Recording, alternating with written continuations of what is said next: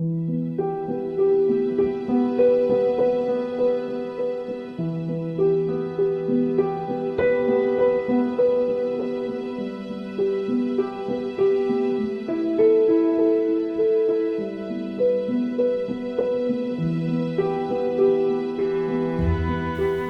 علامه عبدالحی حبيبي د افغانستان وتلی مورخ، د زیاتو اثارو لیکوال او د پښتو ادبیاتو د تاریخ بنسټ ایښودونکی دی.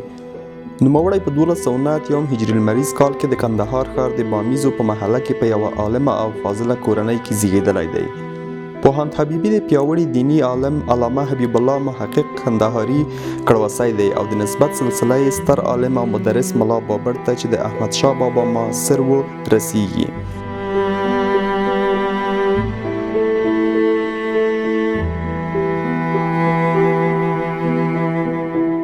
علامه حبيبي خپل لومړنۍ زده کړې د خپل تره زوی مولوي عبدالواسع اخندزاده څخه ترلاسه کړې. وروسته یې د شمالیار په ښوونځي کې درس ولوست او بیا یې د خپل څپاند استعداد د راضي کولو په خاطر په صرف، نحوه، ریاضي، د فقه اصول، منطق، ارزو او تاریخ کې له مشهورو عالمانو لکه مولوي عبدالوفا، عبدالرحمن لودین، حجت الاسلام، شیخ محمد طاهر قندهاری او نورو څخه بېسارې زده کړې ترلاسه کړې.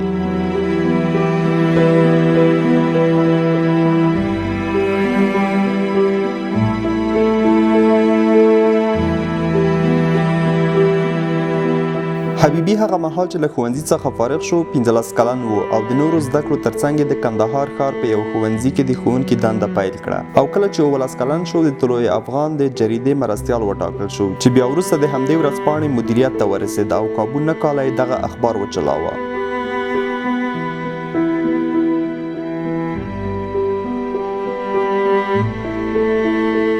حبيبي په 1419 هجري لمریز کال کې کابل ته راغی او د پښتو ټولنې مشر وټاکل شو او د دې ترڅنګ د قبایلو د مستقل ریاست مرستیال هم شو.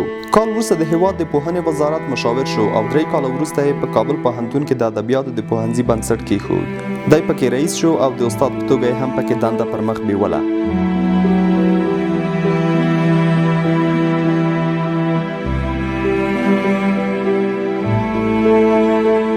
تر دې وروسته یو ځل بیا د پښتو ټولنې رئیس شو، بیا کندهار ته ولاړ او د هغه ولایت د پوهنې رئیس وټاکل شو. وروسته یې په چمن کې د افغاني سوداګرو د وکیل التجار په توګه کار پیل کړ او تر دې وروسته د کندهار خلکو د هېواد د پارلمان اومې دورې ته د خپل وکیل په توګه وټاکه. 3 کاله یې دغه دنده ترسره کړه او د ټولنیز انډول او انصاف لپاره یې زیاتې مبارزې وکړې چې د همدغو سیاسي هلو ځلو له امله په داسې حال کې چې د وکالت دوره یې لا ختمه نه وه له هېواد څخه وتلو ته اړ او له کورنۍ سره پاکستان ته مهاجر شو.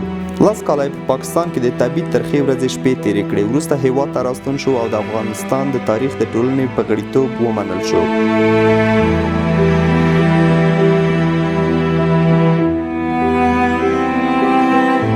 د خپل ژوند په ټولو منډو رامنډو او مصروفیتونو کې له مطالعې، لیکنې او څېړنې څخه لاس وانخیست او له دې مخې د کابل پوهنتون لخوا ورته د پوهاندۍ درجه ورکړل شوه او وروسته د علامه او لوی استاد په القابو هم ونومول شو.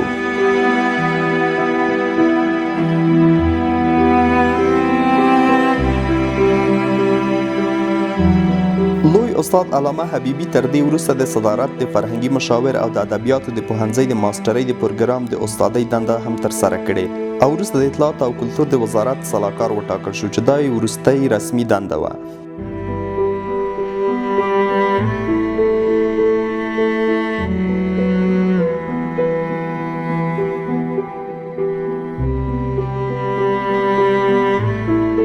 علامه حبيبي په پښتو، دري، انګلیسي، عربي او اردو ژبو باندې تسلط درلود. نوموړی له هغه ګوته په شمار پوهانو څخه شمیرل کیږي چې د ټولنیزو علومو په بیلابیلو څانګو کې په سلګونو اثار لیکلي او خپاره کړي دي. د ده مستقل اثار له 100 اوړي او ځینو څېړونکو یې شمیر 122 ښودلی دی. د دې ترڅنګ یې د 1000 په شاوخوا کې نورې علمي، تاریخي او ادبي مقالې هم لیکلي دي.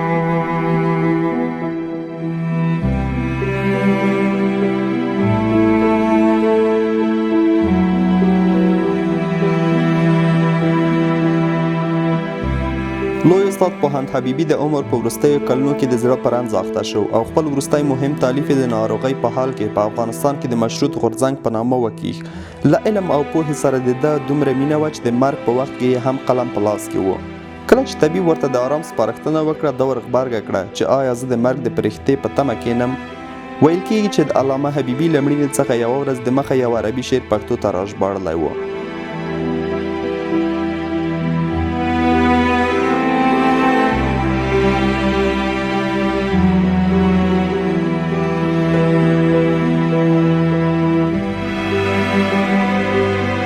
علامه حبیبي په 1363 هجري لمریز کال کې د بل هر انسان په شان له دې نړۍ کډه شو او د کابل په شهدای صالحین کې خاورو ته وسپارل شو.